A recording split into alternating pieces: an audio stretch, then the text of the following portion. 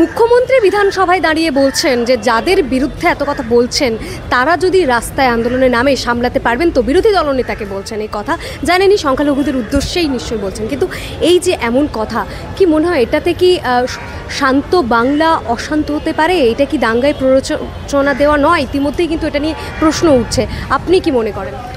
দেখুন, আজকের পশ্চিমবঙ্গ বিধানসভার যিনি বিরোধী দলনেতা, তিনি লাগাতারভাবে যেভাবে উস্কানি দিচ্ছেন সাম্প্রদায়িকতায়, যেভাবে বাংলাকে অশান্ত করার একটা প্রচেষ্টা চালাচ্ছে, যেভাবে একটা মেরুকরণের রাজনীতির নোংরা খেলা খেলছে, এবং যেভাবে তিনি বিধানসভায় দাঁড়িয়ে বলেছেন যে এই সরকারটা নাকি তথাকথিত একটি নির্দিষ্ট ধর্মীয় লোকজনদের সরকার এবং জেহাদিদের সরকার ইত্যাদি ইত্যাদি সমস্ত কোড আনকোড, তা এইরকমভাবে তিনি ভাষায় কথা বলছেন। এবং তিনি এক চরম হিন্দুত্বের যে পথ বেছে নিয়েছে আজকে শুভেন্দু অধিকারী, তার ভিত্তিতে আজকে রাজ্য সরকার বা রাজ্য সরকারের যিনি অন্যতম প্রধান, তিনি কিন্তু অনেক সময় তার প্ররোচনায় পা দিয়ে ফেলছেন। এবং তার সেই চরম হিন্দুত্বের, শুভেন্দুর চরম হিন্দুত্বের প্রেক্ষিতে তিনি কখনো কখনো নরম হিন্দুত্বের কথা বলে তিনি মানুষকে কিন্তু তিনি যে সত্যিকারের যে সেই হিন্দুত্ব, সেই হিন্দুত্বকে তিনিও স্বীকার করেন। তিনিও বড় ধার্মিক, তিনিও বড় একটা নির্দিষ্ট ধর্মের অনুসারী, তিনিও নাকি একটি দেবতার দিকে মাথা করে শুয়ে থাকেন ইত্যাদি ইত্যাদি, এই যে কথাগুলো। এবং তারপরে তিনি যেটা বলেছেন যে আপনার যাদের বিরুদ্ধে বলছেন, আসলে বলছে তো এই বাংলার মানুষের বিরুদ্ধে বলছে। বাংলার যে সম্প্রীতি, যে সহাবস্থান, যে আমরা হিন্দু মুসলমান শিখ ইসাই আমরা পরস্পরের একসঙ্গে বসবাস করি, সেই যে বাতাবরণটাকে ধ্বংস এবং নষ্টের জন্য শুভেন্দু লাগাতার প্রচেষ্টা চালিয়ে যাচ্ছে। সেখানেই হয়তো মুখ্যমন্ত্রী ইঙ্গিত করতে চাইছেন যে এই সব ধর্ম বর্ণের মানুষ, বাংলার মানুষ যদি রুখে দাঁড়ায়, যদি প্রতিবাদ করে, যদি প্রতিরোধ করে, শুভেন্দু যখন বাইরে বেরোবে, এই শুভেন্দুকে যেভাবে আজকে সাধারণ মানুষ বলছে চোর চোর চোর ইত্যাদি ইত্যাদি, এইভাবে যদি শুভেন্দুর বিরুদ্ধে বা শুভেন্দুর এই যে রাজনৈতিক অবস্থানের বিরুদ্ধে বাংলার মানুষ যদি প্রতিবাদ করে, প্রতিরোধ করে, তাহলে কিন্তু শুভেন্দু পালাবার পথ পাবে না। শুভেন্দু বিরোধী দলনেতা, তিনি পশ্চিমবঙ্গ বিধানসভার একজন দায়িত্বপূর্ণ সংসদ। তিনি আজকের সংবিধানে হাত দিয়ে শপথ নিয়েছেন তিনি আইনের শাসনকে বলবৎ করবেন, সংবিধানকে তিনি মান্যতা দেবেন। কিন্তু সেই শুভেন্দু অধিকারী ভারতবর্ষের সংবিধান যে ধর্মনিরপেক্ষতার কথা বলেছে, ভারতবর্ষের যে সংবিধান সেখানে জাতি ধর্ম বর্ণ নির্বিশেষে সমস্ত জাতি ধর্মের মানুষের সমান অধিকারের কথা বলেছে, কিন্তু শুভেন্দু সেটা অস্বীকার করছে, সংবিধান বিরোধী কথাবার্তা বলছেন, আইন বিরোধী কথাবার্তা বলছেন। তাই এই শুভেন্দু অধিকারীর বিরুদ্ধে আজকের বাংলার মানুষের গর্জে ওঠা উচিত। এবং আজকে যেভাবে যে ভাষায় শুভেন্দু অধিকারী বিধানসভায় মুখ্যমন্ত্রী সম্পর্কে বা পশ্চিমবঙ্গ রাজ্য সরকার সম্পর্কে মন্তব্য করছে, তার বিরুদ্ধে আমাদের কেন্দ্রের যে স্বরাষ্ট্র দপ্তর এবং প্রধানমন্ত্রীর দপ্তর থেকে তাকে অবশ্যই তলব করা এবং তার এই বক্তব্যের কৈফিয়ত চাওয়া দরকার।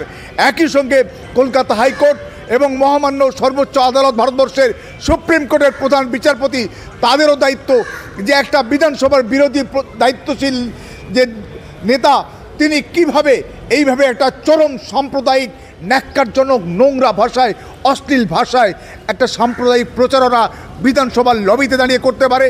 তাদেরকে সুমুটো শুভেন্দু অধিকারীর বিরুদ্ধে মামলা করা দরকার এবং তাদেরকে আইনের কাঠগড়ায় এনে তাকে সবক শেখানো দরকার যে না, তুমি একজন জনপ্রতিনিধি, তুমি একজন প্রধান বিরোধী দলনেতা, তুমি এইভাবে একটা নির্দিষ্ট সম্প্রদায়ের বিরুদ্ধে বিষোদ্গার, নোংরা প্রচার এবং প্রোপাগান্ডা তৈরি করতে পারো না। আশিসবাবু, একদমই বিরোধী দলনেতার যে মন্তব্য যে মুসলিমদের ভোট পেয়েছে যে প্রধান দল, রাজ্যের শাসক দল, এবং হিন্দুদের ভোট পেয়েছে বিরোধী দল, অবশ্যই এই মন্তব্যের যেমন বিরোধিতা আপনি করছেন, তারই পাশাপাশি আপনি বলছেন যে মুখ্যমন্ত্রী আসলে প্ররোচনায় পা দিয়ে ফেলছেন বিরোধী দলনেতার। কিন্তু মুখ্যমন্ত্রীকে কি আরও বেশি সজাগ হওয়ার দরকার কি মনে করেন? কারণ বিধানসভায় তো সেটা বাজেট অধিবেশনে বাজেট নিয়ে আলোচনা করার কথা ছিল, তিনি কেনই হিন্দুত্বের রাজনীতির বিরোধিতা করতে বিধানসভাকে বেছে নিলেন? তার জন্য তো রাজনৈতিক মঞ্চ রয়েছে। অবশ্যই মুখ্যমন্ত্রী তিনি হচ্ছেন রাজ্যের প্রধান মুখ, প্রশাসনের প্রধান মুখ, এবং তিনি একজন সবচেয়ে দায়িত্বশীল আজকের মানুষ এই পশ্চিমবঙ্গ রাজ্যের। ফলে আজকের মনে রাখতে হবে মুখ্যমন্ত্রী সহ প্রত্যেককেই, যেখানে আজকের আরএসএস, সংঘ পরিবার, বিজেপি, শুভেন্দু অধিকারীরা যে চরম হিন্দুত্বের যে লাইন গ্রহণ করেছে, মেরুকরণের যে প্রচেষ্টা চালাচ্ছে, সেখানে যদি কেউ, মুখ্যমন্ত্রী সহ কেউ যদি মনে করে যে আমরা নরম হিন্দুত্ব দিয়ে এই চরম হিন্দুত্বের মোকাবিলা করব, সেটা ভুল হবে।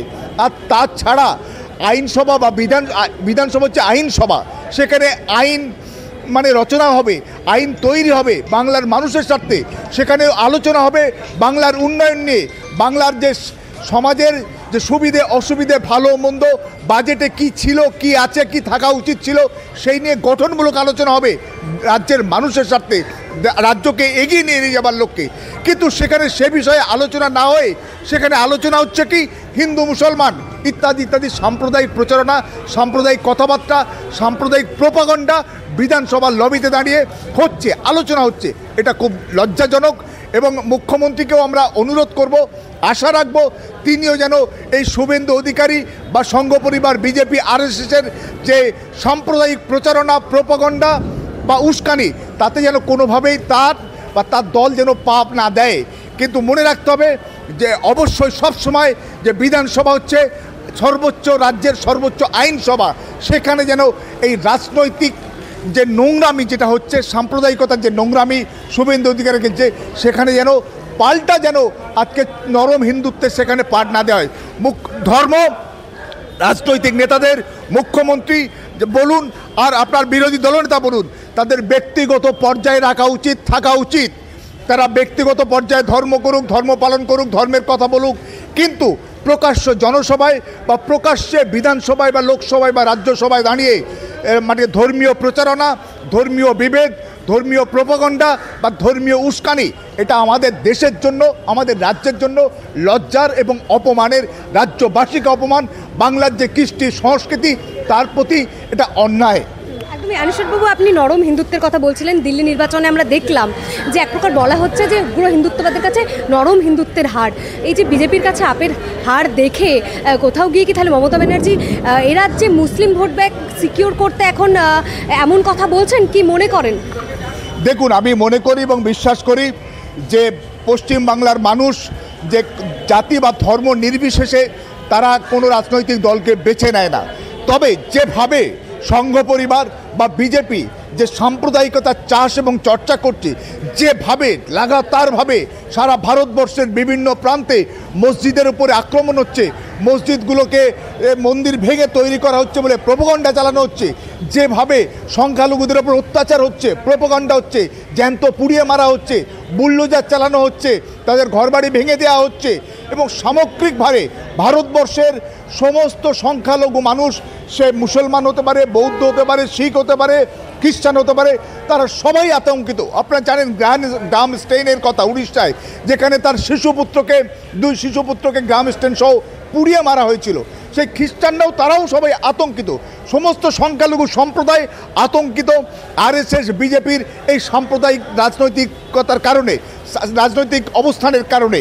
কিন্তু সেখানে আমি মনে করি যে পশ্চিমবঙ্গে মুসলমানরা কোনো নির্দিষ্ট দলের ভোট ব্যাংক হয় না, হতে পারে না। তবে সাম্প্রদায়িক শক্তি, বিভেদকামী শক্তি, দেশ বিরোধী শক্তি, স্বাধীনতা বিরোধী শক্তি, গণতন্ত্র বিরোধী শক্তি, ভারতবর্ষের সংবিধানকে যারা অবমাননা করে, সংবিধানকে যারা অস্বীকার করে, ভারতবর্ষের যে বাবা সাহেব প্রণীত সংবিধানকে বদলে দিয়ে যারা মনুসংহিতার আদলে নতুন সংবিধান আনতে চায়, তাদের বিরুদ্ধে অবশ্যই সংখ্যালঘু, মুসলিম এবং শুধু নয়, সমস্ত শুভ বুদ্ধিসম্পন্ন সমস্ত ধর্মের বর্ণের মানুষ এই সাম্প্রদায়িক শক্তি, বিভেদকামী শক্তি, সংবিধান বিরোধী শক্তি, গণতন্ত্র বিরোধী শক্তির বিরুদ্ধে তারা রুখে দাঁড়াচ্ছে এবং 2026-এও এই সাম্প্রদায়িক শক্তিকে তারা পরাস্ত করবে। তার জন্য হিন্দু মুসলমান এই ধর্মীয় পরিচয়টা বড় কথা নয়। আমরা বাংলার মানুষ, বাংলার উন্নয়নের নিরিখে কাজ করব, বাংলাকে এগিয়ে নিয়ে যাওয়ার জন্য কাজ করব, বাংলাকে ভারতবর্ষের মধ্যে সমস্ত দিক দিয়ে শিল্পে, কৃষিতে, মানে চাকরি বাকরি সমস্ত জায়গায়, শিক্ষা, স্বাস্থ্যতে এগিয়ে নিয়ে যাওয়া আমাদের বাংলার মানুষের লক্ষ্য। এবং সেখানে বিজেপি, শুভেন্দু, সেখানে তাদের যে রাজনৈতিক এজেন্ডা, রুটি, কাপড়া, মকান, শিক্ষা, স্বাস্থ্য নিয়ে কোনো কথা নেই, কোনো বক্তব্য নেই, শুধু হিন্দু মুসলিম, মন্দির মসজিদ। তাই বিজেপির এই রাজনীতি আজকের বাংলার মানুষ গ্রহণ ইতিপূর্বেও করেনি, আগামীতেও করবে না, এটা আমাদের বিশ্বাস। আরএসএস কি বাংলাকে বিশেষ গুরুত্ব দিচ্ছে বলে মনে হয় 26কে লক্ষ্য করে কি? কারণ দেখা যাচ্ছে 11-12 দিন ধরে মাটি কামড়ে এক প্রকার বাংলায় পড়ে রয়েছেন মোহন ভাগবত, এতদিন ধরে আরএসএস এর প্রচার প্রোগ্রাম। অবশ্যই আরএসএস তারা 2021-এও ভীষণভাবে চেষ্টা করেছিল, যে তারা বলেছিল 294টার মধ্যে 200 আসন তারা পাবে। দেশের প্রধানমন্ত্রী, স্বরাষ্ট্রমন্ত্রী দিল্লি প্যাসেঞ্জারি করেছিল বাংলার মসনদ দখল করার জন্য, কিন্তু বাংলার মানুষ সেটা হতে দেয়নি, তাদের ঝামা ঘুষে বাড়ি পাঠিয়ে দিয়েছে।